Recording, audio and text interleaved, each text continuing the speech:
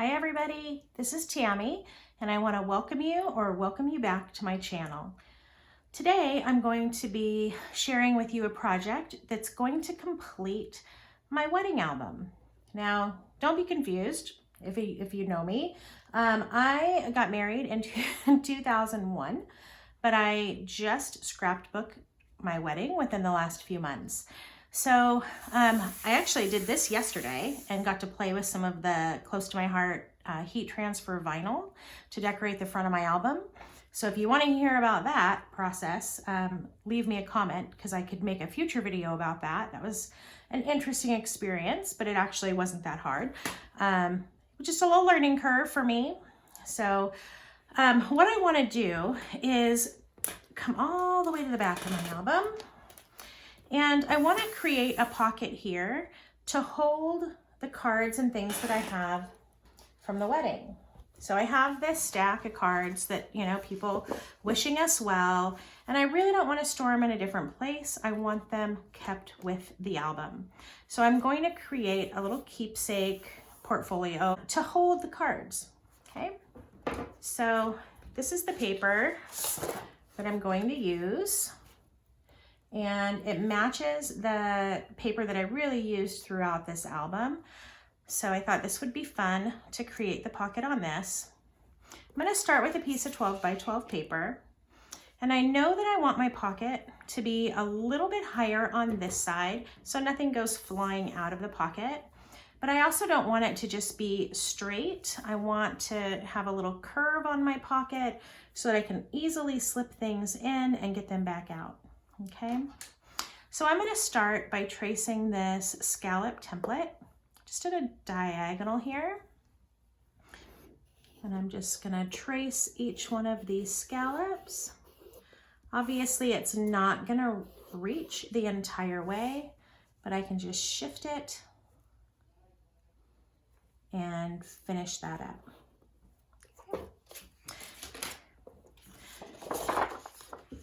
Really love these Tim Holtz scissors. They're nice and sharp. Notice I'm cutting towards the back of my scissors when I start each cut.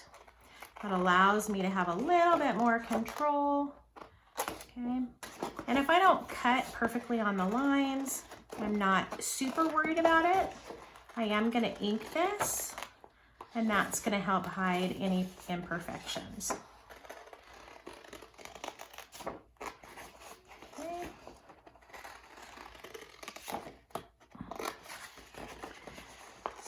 Gonna keep going. I've got a few more little curves left. And I am gonna go ahead and create this in real time with you today rather than forwarding or pausing the video and completing some steps. It's not a long project, so just stay tuned with me so you can see how it all goes. Okay. Throughout this album, I did distress just the edges with some of this Tim Holtz vintage photo distress ink. I'm just using a little finger dauber. So I definitely want to carry that feel all the way to this last element. I'm not going to do the edges because I'm going to need to score those for this project.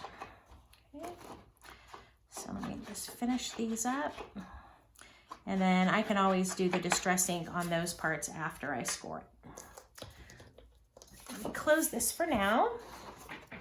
And what I want to do on here is go ahead and score at a 1/2 inch all the way around.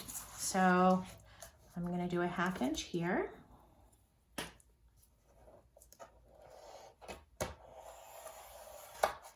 I always like to go over it a couple of times just to be sure. Do a 1/2 inch on the bottom edge.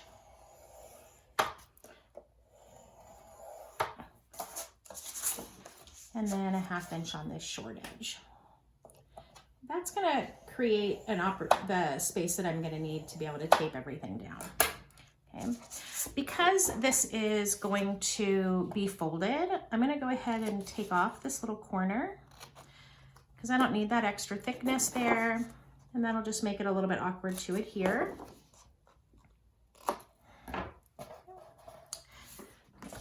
hold on those score lines. You could definitely get out a bone folder if you wanted for this. I feel like it's going just fine. It's pretty thin paper. Let's go ahead and pull this back.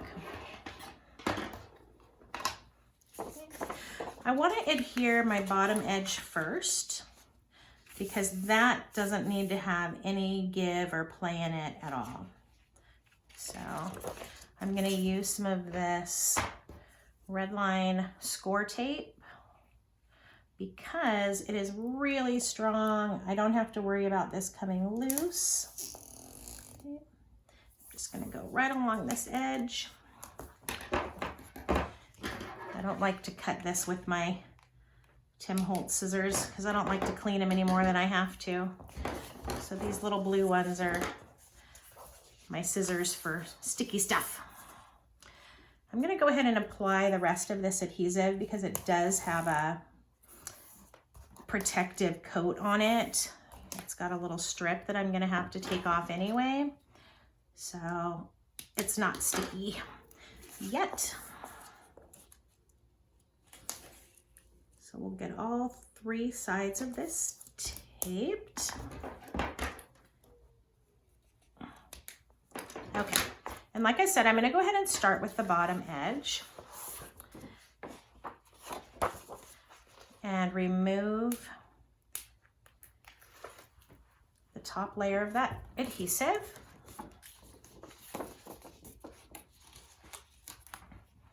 just gonna put this kind of centered across the bottom. And that looks like a good way. Okay, now when I go to do these next 2 pieces, I want to make sure that I've left it loose enough for the things that I want to put in. So it's really nice if you already know exactly what you're putting in your pocket so that you make it big enough to hold everything securely. Now, as I'm looking at this, I can see that the way that this folded in makes a little awkward thing here. I'm just gonna do a quick trim, clean that up, because I don't wanna see that. This side looks good. All right, so let's take this tape off. And I'm gonna go ahead and do both of these at the same time.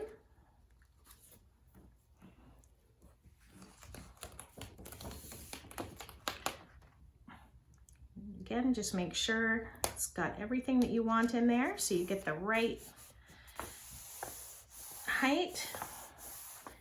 Give everything a good push down. It all fits in there nicely. I store my albums standing up, so that's going to be perfect.